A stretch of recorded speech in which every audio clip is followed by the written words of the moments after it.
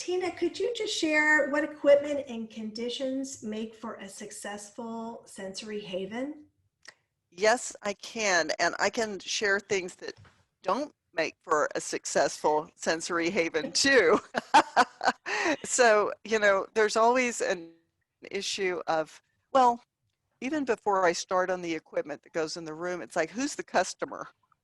Who's going to come in the room? And I have learned over time, well, first of all, we all know that many people with autism have other associated conditions. It might be intellectual disability, or it might be, some kind of, I was just reading this morning about the comorbidities of cerebral palsy.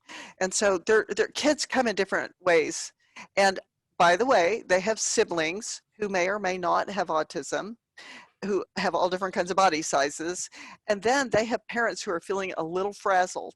And I have definitely learned that sensory haven is just as important for the parents as it is for the kids. And so, because we'll have dads come in and go, is this what? And one dad came in one day and was like, do you have coffee? We're like, no, this is an art museum. No, we don't. It's across the street. But anyway, so the point being that also in the sensory havens, we realized that the parents were chatting with each other. The lights are low, people are watching their kids for them, and so parents are talking almost like they're in a pub.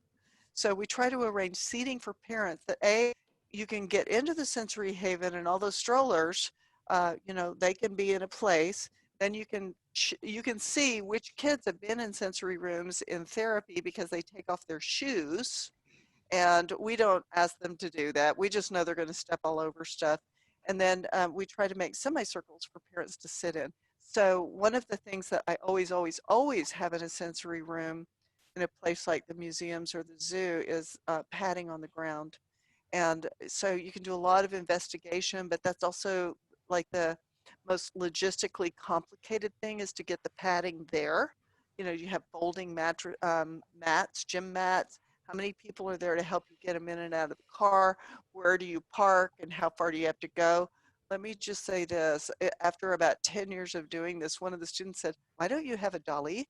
You can get dollies at Home Depot for like $35, and that just rocked our universe, that we have a dolly with a strap and we just, put all these things on there and then in we go. I can tell you right now that originally what our goal was we said, well, we know some kids are sensory seekers and some kids are sensory avoiders.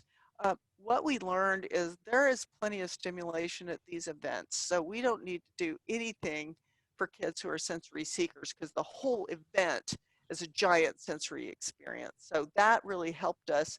But the other thing that I think is important, especially if therapists are watching this, is to know that this is not a therapy session. We're not going to gently rock kids on a ball. We're not treating kids at these events. We're providing them a place to regroup, pull it together, and get back out there. The event itself is the focus, not going to the sensory room. So over time, we have really stripped away sensory rooms until they're down to the bare bones, and that's what I believe should happen. So you want to be able to control light if you can. So when I'm doing the sensory audit, I look for rooms that don't have windows, and that's where I'm going to put my sensory haven. The second thing is I'm going to make sure the floor surfaces are safe. And the third thing is I'm going to provide kids a respite from the crowding that they've experienced. And I used to have all kinds of pop-up tents, and then the museum would supply boxes, those tri-layer cardboard boxes, and the boxes were a lot more popular than the little pop-up tents, and we believe it's because they occlude sound, and you can drag your mom into a box with you. They're like refrigerator boxes or appliance boxes. So control for light, control for crowd, and then as a therapist, we know that front to back movement, like rocking, is very soothing. We also know that a museum isn't going to have a suspension hook in their ceiling that we can just handily click our device into. So we actually have a couple of chairs that we call our Hollywood chairs, like 1950 retro chairs, but they have their own metal frame that can be quickly assembled, and then it has a little suspended hammock swing. But we always sit by that because somebody, a 17-year-old boy can come in there, go rah, and land on that, and it can be dangerous. And so, so we sit by that. But the other thing we really enjoy is having like one of those garden pavilions, and we hang twinkle lights off of that. If we have enough manpower, we'll bring beanbag chairs, but probably, you know, to get that compression, but probably more practically is we have a few pieces of inflatable chairs that teachers would have in their classrooms. They call them canoes or pea pods, and you can get in them, or a little inflatable rocking. Um, they're like not a rocking chair, but they're like a rocking boat, but it's inflatable. So inflatable stuff is great. Then we will have a couple of washable weighted blankets. And what I've found at those events is the blanket doesn't need to be the size of a bed. It needs to be the size of a lap pad for someone in a wheelchair, like that kind of thing. And then beyond that, we would have, so we'd have the weightable things. Oh, just some comforters that are easily washed so we can provide kids with neutral warmth. And then the number one popular thing in a room where it's dark is while they're with us, we'll let them use a little handheld flashlight. They really love that. I mean, just little flashlights from the dollar store. And I am completely fine with telling the parents, I need to collect that when you're done. And so they're okay with that. So a place for parents, controlling light, reducing crowding, and aim for 10 minutes and then try to get them back out there. Those are So, great. and Emily, you know, Emily, one more thing not to have is that big ball that you put kids on, because it does not matter what size the ball is. If you put a kid in a room full of balls, it's like, whew, even if it's this big. But we did look like we were running Lamaze classes for a while, you know, all these mats and blankets and balls. And so we don't do that anymore. We're way more stripped down than that. So Emily, what's your take? Because you and I have done this together a long time. Yeah, so we set up our sensory room in one of our art studios. We just cleared the space out of all the, tables and chairs, put mats on the ground, set up, we used to set up boxes like Tina was saying. You can get, big refrigerator boxes from Home Depot or Lowe's for free. They're normally really happy to get rid of them. And we would just, make it so that one side was cut away or open. With a little blanket curtain if people wanted to make it darker in there. We would always turn down the lights and have, rope lights or twinkle lights. Another thing that we learned not to do was to use scents. I think that at one point we tried doing some aromatherapy, and that was really bothersome to people. Yeah. Spend the money there. And now one of our, most favorite things to use is our ice fishing tent, which is just a little pop-up ice fishing tent from Amazon. Easy to set up and take down. We've started creating sensory de-escalation spaces in the museum for all of our family festivals too. So outside of our access programs, now when we have family festivals, we always, create a space and just set up some mats and our ice fishing tent, really, bare bones, but it gets a lot of use. Dr. Fletcher has also helped us set up a de-escalation space for an exhibition that we recently had called Speechless, which was really a multi-sensory experience. And so Dr. Fletcher designed a de-escalation space that just felt like a really natural part of the exhibition, but had rocking chairs, weighted blankets, headphones. And we got a lot of reports from people that helped them extend their visit and enjoy their visit for much longer. Yeah, Dr. Fletcher was also helpful at our center. Our education room has no windows. So it became our space. And we, for our event, had Camp Nasher. So tents were set up and flashlight theme. And so they had a great time in that space. But just as you have, we have a de-escalation room. We call it our quiet room. And it's downstairs, and it has no light naturally in that space, and with a number of different things like the weighted blanket and the various fidgets that would appeal to different children. So Um, Yeah, there's one thing that I think a lot of places have that would make like best sensory de-escalation space in the world is a nursing mother's room. You know, it's like think about the things that are in those nursing mother rooms, and those are the things that we need. And I know the Oakland, California airport has an Airstream travel trailer parked in the terminal, and it's a nursing mother station. I thought, wouldn't that be the coolest de-escalation space? But Linda, one thing I did want to talk about is like, of course, in a place that has like a pre-built structure like yours, that's where it's going to be. But if you, um, this Dallas Zoo, which is the largest landmass zoo in the United States, is a really good example of when we have events there. First of all, the event really starts when people leave home. And sometimes they'll drive for hours to get to the place. But then the Dallas Zoo has a capacity for 12,000 people, so they have a monster parking lot. And so kids then have to make it through the parking lot. And then we decided the best thing we could offer was to put then they have to wait in line, you know, and check in.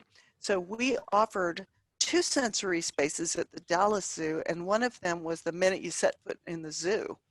And we had a place really close to the entrance so people could just settle down. And what we noticed was a lot of the parents were pretty frazzled by then, and they like to go in there and read the map and read the material associated with the event while their kids were, you know, inside these little structures calming down. And it really was helpful. So we put the other sensory room on the very back side of the zoo, which is a long hike. And a lot of water goes under the bridge between the front and the back of the zoo. Like literally, there are water features everywhere, and a lot of weird smelly things happening. And you know, one of the factors that we never ever ever dreamed of at the zoo was how many kids would show up with service animals all at once, and how upsetting that was to the zoo animals. And so it was definitely not a sensory friendly experience. Plus, and this is just a funny little factor, but a lot of outdoor venues, they believe that to prepare, they're going to use their leaf blowers and make these really nice walkways. So what was happening to us, in addition to a very unsensory friendly way to get into the building, is you were met with a leaf blower because they were clearing the way. The guys that worked there just weren't thinking about what it was like to have somebody stand right there at the entrance blowing a leaf blower. So those are all factors that we learned a lot from. But I do believe that if the event, like the ice fishing house, makes a great portable structure, and if it's a huge place, to set it in the front of the event instead of the middle of the event, which is what your natural instinct might be, because you're just thinking of the place. And So I think we often have a lot of questions from parents, especially to you, Tina, at the events that are, they see how well their child is responding to the sensory de-escalation space, and they really want to know how to recreate it at home. oh, Will you talk a little bit about that? yes, I will.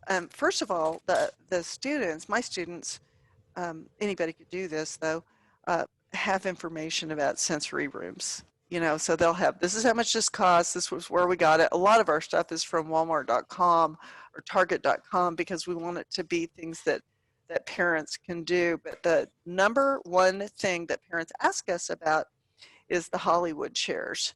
And so those are like a soft seating chair on independent tripod, but you can find them on different internet sites. But one of the things a lot of parents at these events have asked me is, how can I turn my home theater into a sensory space?